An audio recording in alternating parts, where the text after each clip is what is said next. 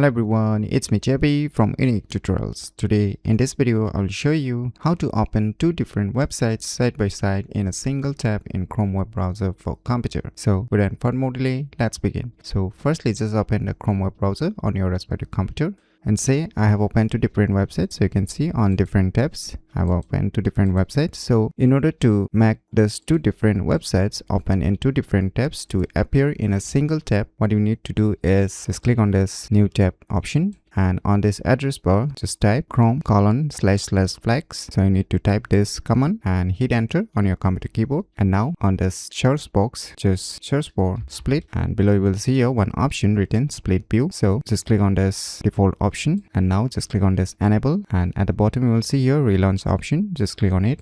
Now the split view option is being enabled. Now let me click on the respective tab which I have opened earlier, and now just place your mouse cursor on the other tab and just right mouse click on it. Now you'll see here one new option, new split view with current tab. That means I want to add the second tab with the current open tab. Just click on this option.